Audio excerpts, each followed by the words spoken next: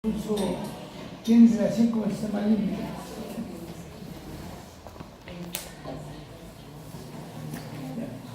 Esta imagen ya le conocemos de sobra, ¿no es cierto?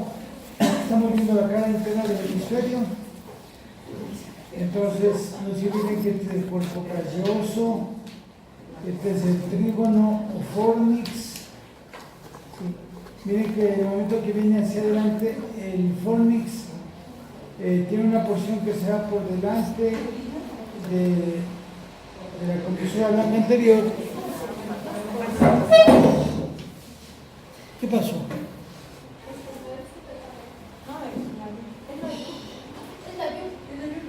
¿Seguro?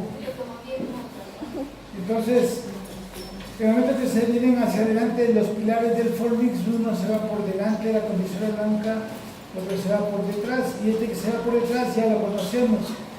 Llega al cuerpo mamilar, ¿no es cierto? Y de aquí del cuerpo mamilar existe este fascículo que se llama fascículo mamilotalámico, que va a terminar en el núcleo anterior del tálamo. Entonces, aquí estamos viendo el quiasma, estamos viendo el nervio óptico, y ahora estamos viendo aquí el bulbo olfatorio y la cintilla olfatoria. Pero aquí vamos a ver otras cosas más ahora. Aparte de esto, que es el símbolo o circunvolución del cuerpo calloso, ¿no es cierto? O símbolo, vamos a ver esta circunvolución que nos interesa. Esta es la cara inferior de la tercera temporal.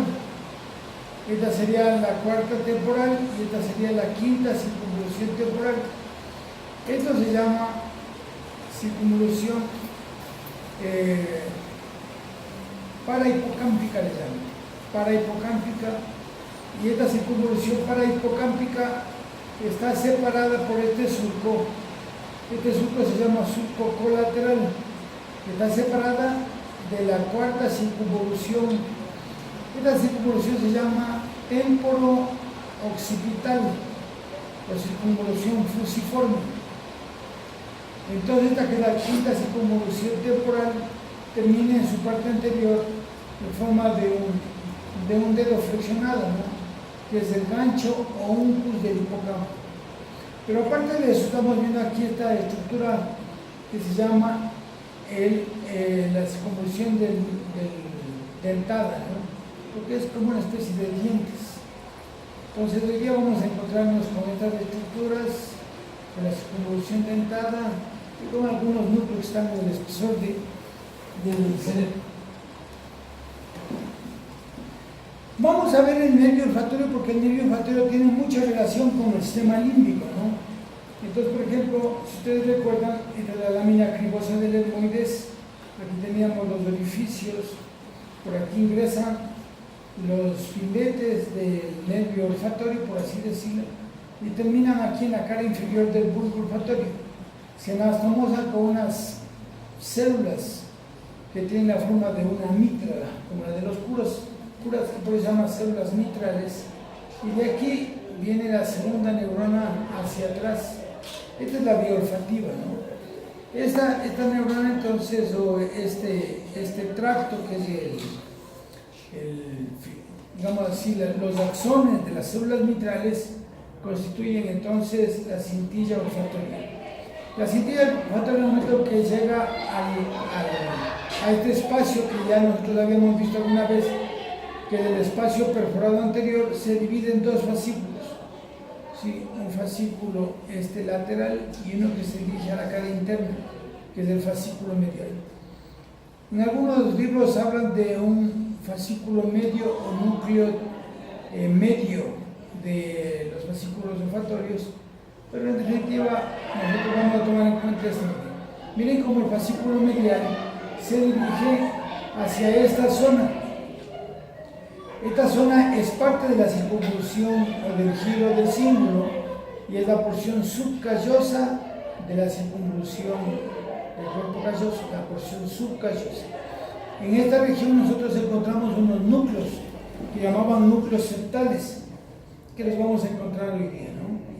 Y estos núcleos septales, si miren, están por delante de esto que se llama la lámina terminal. Algunas de estos fascículos, de estos axones, encuentran la comisura blanca anterior y se cruzan al otro lado.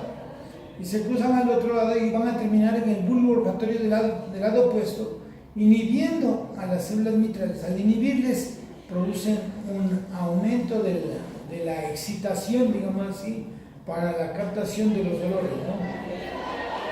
Este es el fascículo medial.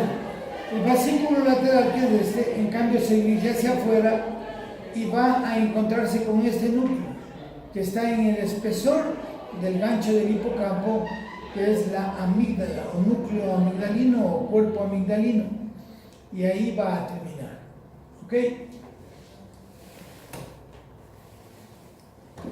Cuando uno hace el estudio microscópico, por ejemplo, de la región olfatoria,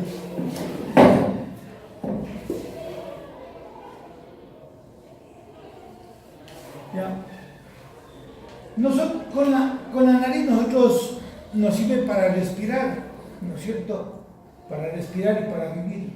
Pero la porción olfatoria como tal está ubicada en la porción superior de las fosas nasales. ¿Ya? Es decir, no existen receptores olfatorios en toda la mucosa nasal, sino en la parte superior. Aquí estamos viendo, este es el septo nasal, por eso estamos viendo los cornetes, ¿sí?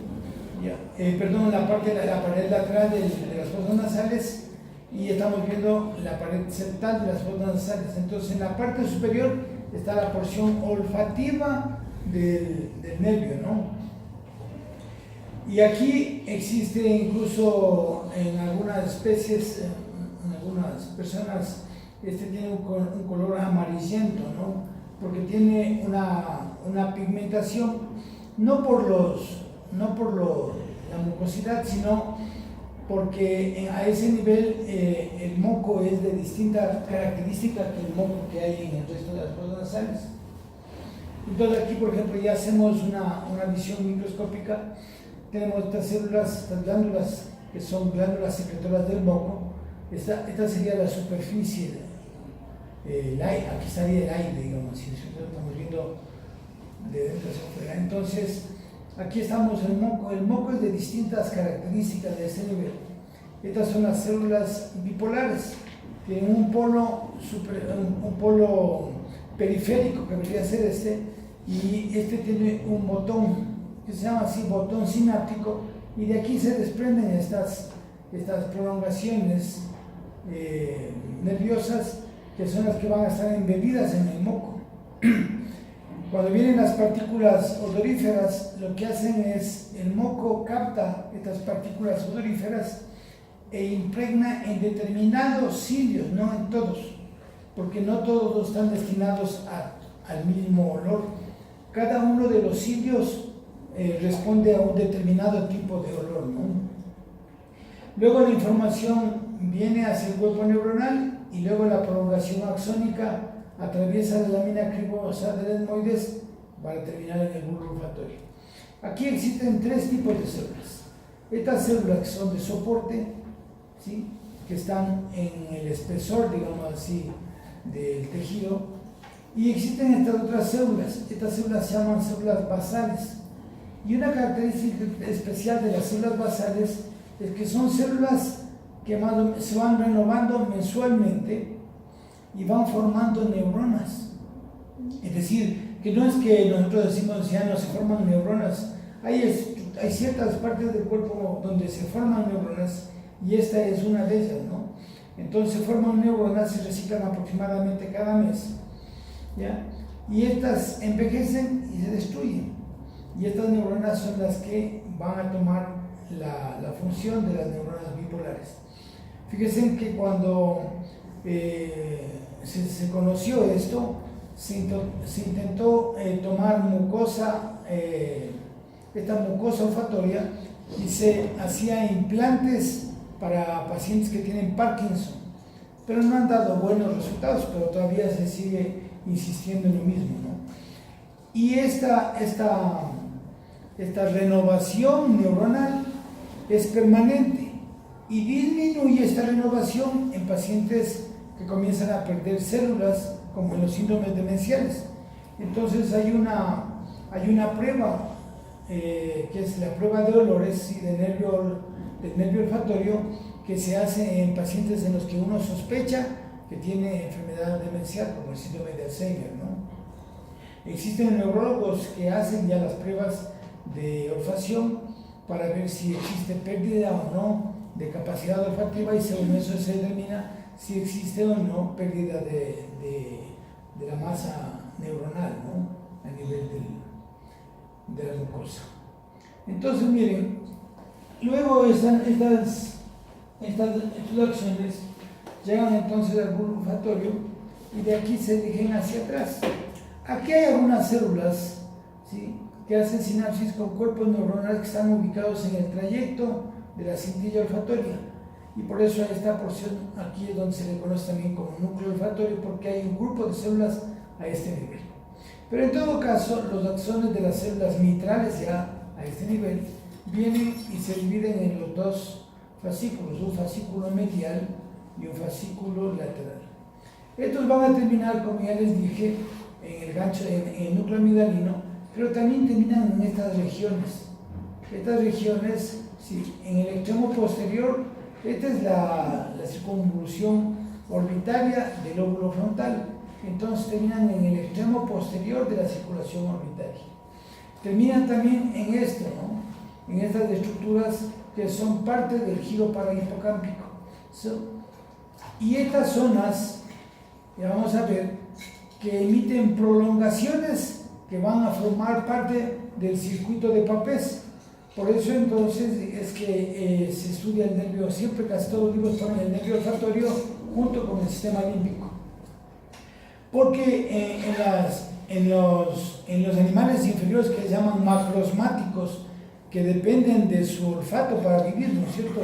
Casi todos los animales, ellos en base al olor de la orina de ciertos otros animales, o las feromonas en caso de que están en reproducción, ellos viven en base a eso, ¿no?, al olor. Y se veía que en los seres inferiores, sino en los animales, esta estructura es grandísima, es muy grande, y se le llamaba rinencéfalo. Pero ahora ya se ha eliminado de la terminología, porque el ser humano no es un ser macrosmático como tal. Dependemos de nuestro olfato, pero no dependemos para vivir de nuestro olfato. Entonces, el rinencéfalo, que era un término que se ve en los libros antiguos, ya está desechado en terminología actual, ¿no? Entonces, por eso es que se estudia justo el sistema olfatorio con el sistema límbico, ¿ya?, para el acecho, el peligro, la reproducción, etcétera, etcétera. Nosotros, ¿para qué utilizamos? Solo para la alimentación, más que todo, ¿no? La alimentación, se habla de que las feromonas pueden funcionar en el ser humano, pero todavía ojalá en unos 30 años, cuando ya sea viejito, ya esté más. Te pones un perfume y atraen a todas las mujeres, ¿no? Bien, entonces miren, el sistema límbico es esto, ¿no? Este señor mucho hizo bueno, antes de él había muchos que estudiaron el cerebro, la frenología, que les dije yo, de Gall. Hay otro autor que se llama Pursheim también, que hizo mucho, pero ellos se basaban en base al tamaño del cráneo, a la forma del cráneo, para determinar si este paciente es tal característica. Dicen que Gall, que es el que le dedicó mucho tiempo a la frenología, tenía en su casa un museo de cráneos. Por ejemplo, si había un criminal, le cortaban la cabeza, le regalaba el mismo alcalde, le regalaba el cráneo, y él determinaba que por implantación de la oreja, que si era más protrusión hacia adelante, hacia atrás, qué sé yo, determinaba la conducta de las personas. Pero fue muy teórico a pesar de que fue médico, fue muy teórico y no fue muy científico, pues. Tenía monos, tenía todo. Incluso dicen que cuando la gente se moría, estamos hablando de 1830, no es mucho tiempo. escribían en su testamento que por favor no me retire mi cabeza de mi cuerpo el doctor Gol. Así, por el miedo que tenían, porque ese era fanático de recoger todos los termos, ¿no? Pero no era hasta casi fines del siglo XIX que este autor, ¿no es cierto?, es el que hace un poco más científico el estudio, ya no del cráneo, porque el cráneo en definitiva tiene una forma, pero por dentro del cerebro tenía otra, y él es el que emprende el estudio ya un poco más científico, y él es el que pone el nombre a estas estructuras que están alrededor del cuerpo calloso, y aquí está el tronco encefálico, está cortado, entonces como es una especie de anillo alrededor de estas estructuras, le llama el limbo cerebral o sistema límbico. Luego es que ya con estudios neuroanatómicos este gringo comienza a ver que efectivamente aquí existe una especie de sinapsis, un circuito que está todo el tiempo dando la vuelta, y él es el que le pone ya nombres a cada una de las piezas del sistema límbico, ya James Papez, y por eso se conoce como el circuito de Papez o Papez. Pero es este otro gringo, ¿no es cierto?, MacLean, que se murió recién, miren, en el 2017, él habla del cerebro triuno, no sé si han escuchado alguna vez, que tenemos una porción reptiliana que está constituido por el tronco encefálico, que es eminentemente autonómica para funciones vegetativas, el respirar, el corazón, el dolor, el separarnos de alguna actividad dolorosa o de alguna situación dolorosa. Entonces ese es el cerebro reptiliano, el tronco encefálico. Luego el cerebro límbico, que es el de las emociones, es el que está en relación con los olores, si huelo algo, o el olor de la reproducción, del sexo incluso, ¿no? Se refiere mucho al olor del sexo que estamos involucrados los seres humanos, pero es una parte también inconsciente, no es consciente todavía, ¿no? Y por último, el neocerebro, ya que sería la parte alta, digamos, de las funciones. Entonces, como dicen en algunos libros, nosotros nos reproducimos en base al sistema límbico, pero nos dedicamos a una mujer en base a la corteza, ¿no? Entonces, amamos con la corteza, nos reproducimos locamente con el sistema límbico y vivimos gracias al tronco encefálico. Hay libros escritos por el señor, sí han de haber escuchado o han de haber leído, ¿no? Muy bien. Hay un libro que se llama El cerebro de Broca, de Sagan, Carl Sagan. Sagan es un astrofísico, ¿no? ¿Sí han leído? ¿No han escuchado a Carl Sagan? De verdad. Carl Sagan tiene un libro que se llama El cerebro de Broca. Él es el que ha escrito él escribió, no han leído de verdad Carl Sagan, es sorprendente. Hay 8 libros de Troya hechos por él. Tienen que leer, de verdad. Pero al menos compres en el libro de El cerebro de Broca, y es un libro que para ustedes como psiquiatras les va a ser fabuloso. Ahí van a escuchar mucho de los autores, sobre todo de él, ¿no? Bueno, entonces, bien, las estructuras corticales del sistema límbico son estas, ¿no es cierto? El área subcallosa, que vendría a ser esta que está por debajo del cuerpo calloso, el giro del cíngulo o circunvolución del cuerpo calloso, el istmo, que es la parte estrecha del giro singular, luego el giro parahipocampal, el uncus, ¿sí? Y un poco profundo al uncus tenemos la formación del hipocampo o formación hipocampal. Esto es bien pronunciado en los seres macrosmáticos, los que viven del olfato. Por eso, como les dije, se llamaba rhinencéfalo, que está desechado de la terminología nuestra, ¿no? Entonces, ahora, ¿cuáles son las estructuras subcorticales? O sea, los núcleos que están en relación con el sistema límbico, Y de esto ya conocemos muchos. Por ejemplo, los núcleos septales, que están por delante de la lámina terminalis. Los núcleos del hipotálamo, sobre todo este núcleo, ¿no es cierto? El núcleo mamilar, ¿se acuerdan? El mamilar medial, que es el más grandote, que es el que va a tener relación con el fornix. Los núcleos del complejo amigdalino. El complejo amigdalino es este, ¿no es cierto?, que está en el espesor del gancho del hipocampo.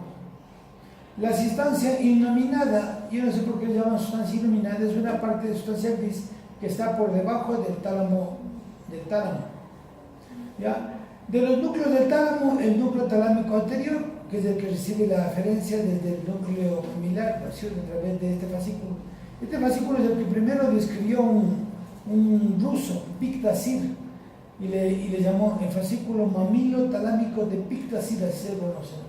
Cuando yo estaba en primer curso, nos preguntaban esto, ¿cuál es el fascículo mamilo talámico de Pictasir? Y uno le respondía, pero respondía sin saber ni de qué se trata, ¿no? Ahora sabemos entonces que el fascículo mamilo talámico es parte del sistema límbico. ¿Qué más? Los núcleos de la vénula. ¿Se acuerdan de los núcleos avenulares que estaban rodeados de la epífisis, los glándula pineal? Estos emiten proyecciones hacia adelante, hacia los núcleos septales, ¿sí? Y también emiten esta proyección que se dirige a esta estructura. Este núcleo es el área tegmental ventral. Aquí tenemos nosotros, este es el mesencéfalo. En el centro del espacio interpeduncular, en la parte media de los pedúnculos cerebrales, ahí tenemos este núcleo, ¿no? El núcleo, el área tegmental ventral, que tiene relación, miren, con los núcleos de la vénula, y esto a su vez tiene relación con los núcleos septales. Y la sustancia gris periacueductal, que es esta, que está alrededor del acueducto silvio. Esta es la sustancia que nos sirve sobre todo para disminuir el dolor, ¿no? El dolor. Ahí se secretan endorfinas. Si nosotros hacemos entonces un corte ahora, aquí estamos viendo, miren, estas estructuras son las que vamos a ver hoy día, ¿no es cierto? Es parte de la región, este es el giro parahipocámpico que ya les dije, ¿ya? Giro parahipocámpico. Miren que esto que es el giro parahipocámpico, aquí tenemos parte del fornix o trígono, y este está cerrado aquí por una membrana de aracnoides, ¿sí? Y le hicieron, y esto es el ventrículo lateral, pero es la porción esfenoidal del ventrículo lateral. Por eso es que cuando, por ejemplo, el paciente con Alzheimer, nosotros vemos, dicen, oye, tiene la porción esfenoidal del ventrículo lateral es grandota.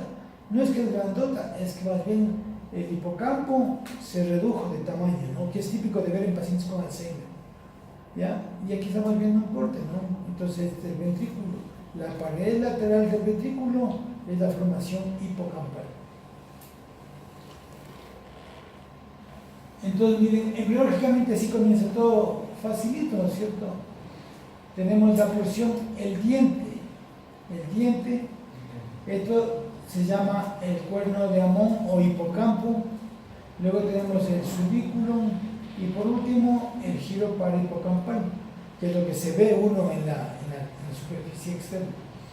Entonces esto va creciendo y se va arrollando sobre sí mismo y al final termina así. Este es el fornix, que son las proyecciones eferentes de esta formación hipocampal. La formación hipocampal es esto, miren, y esto es el giro parahipocampal. La formación hipocampal está constituida de tres porciones, esta y esta, ¿ok?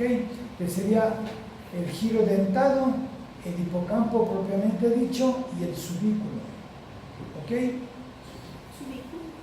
Subículo. Entonces ahí estamos viendo, miren. Ahora, si nosotros vemos el giro dentado, miren que era la punta del diente embriológicamente, que se vuelve a enrollar, ¿no es cierto? Y le dan el aspecto como les digo, de un caballo de mar. Entonces, miren, tenemos nosotros el giro dentado. Este es el hipocampo propiamente dicho, ¿sí? También se le conoce como cuerno de Amón. Y luego tenemos el subículum y aquí el giro parahipocampal que habíamos dicho. Miren, aquí nosotros, más dicho, se ha dividido de acuerdo a las características de las neuronas, se ha dividido al cuerno de Amón en 4 regiones. Esta que es la región CA1, ¿sí?, que tiene neuronas de aspecto triangular, pequeñitas, se llaman parvocelulares. Aquí está el límite rosadito, CA1, que significa cuerno de Amón 1. La región CA2, ¿sí?, tiene neuronas mixtas, tiene neuronas parvocelulares y magnocelulares, grandes. Luego tenemos CA3, ¿sí?, CA3, que es esta región en donde ya existen neuronas magnocelulares. Y por último, CA4, que está en el ilio del giro dental, miren, porque solo es de esta región.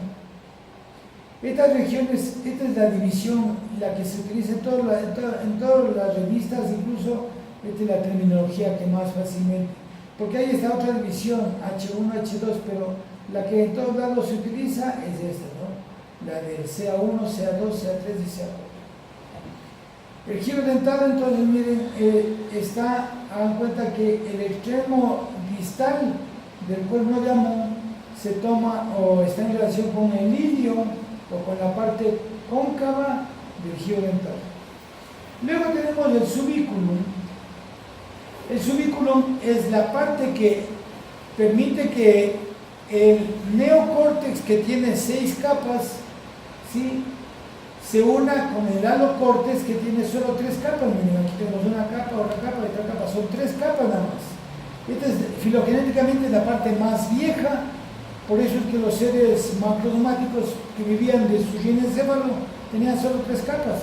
Pero este ya es un área, el giro parahipocámpico es un área de neocorteza que tiene 6 capas celulares que habíamos visto. Y el subículum entonces es el que une la neocorteza con la alocorteza. Este subículum incluso se ha subdividido, ¿no?, cuando ya tienen 5 capas, 4 capas, 3 capas y termina uniéndose al cuerno de Amón o hipocampo propiamente dicho. ¿Ok? Se ha estudiado mucho en esta región, ya vamos a ver por qué. Entre CA1 y por la porción del subículum, esta es el área que más sufre en el caso de que hay un infarto de miocardio o un ahogamiento. Ya vamos a ver, ¿no? Entonces, miren, así más o menos uno ve desastroso eso, ¿no es cierto? Cuando yo veía las primeras veces, cuando estaba en primer año, era desastroso. Pero en todo caso, vamos a dividir las capas, ¿cierto? Son 3 capas. La capa más superficial, ¿sí?, se llama capa molecular, y ahí están las dendritas, miren. Están las dendritas de estas células. Las células que están en el giro dentado no son triangulares, ¿sí?, son redondas, por lo tanto son granulosas, granulares, ¿sí? Ya, es la única parte de toda la formación hipocámpica donde existen células granulosas. Nosotros pensamos, tenemos una buena memoria, somos inteligentes gracias a que tenemos una buena capa de células granulares y un área de CA3 excelente. ¿Ya? Luego tenemos entonces la capa superficial, que es la molecular, que tiene dendritas de las células granulares, o tiene dendritas de las células piramidales del asta del giro parahipocámpico o del área hipocámpica propiamente. Y la última capa, la capa más profunda, está constituida ya por los axones, tanto de las células piramidales como de las células granulosas. Son las 3 capas, ¿no? Ok. Ahora, si nosotros vemos en la superficie, estas son las áreas de asociación. ¿Se acuerdan que las áreas de asociación que nosotros habíamos visto en la corteza ocupan mayor superficie que las áreas elocuentes como tal? Entonces, las áreas de asociación límbica están constituidas, miren, por la cara inferior del lóbulo frontal, la punta del lóbulo temporal. Aquí tenemos el giro parahipocámpico. La extremidad anterior La parte anterior del giro parahipocámpico se llama área entorrinal, ¿ok? Que vendría a ser esta. Área entorrinal, entonces, es el extremo anterior del giro parahipocámpico. ¿Okay? Ya, entonces, ¿qué sucede? Si nosotros aquí ya tenemos la formación hipocámpica, ¿no es cierto? Vienen todas las neuronas de todas estas áreas de asociación que habíamos visto. Vienen de la región frontal, del lóbulo temporal y de la superficie externa de la corteza cerebral.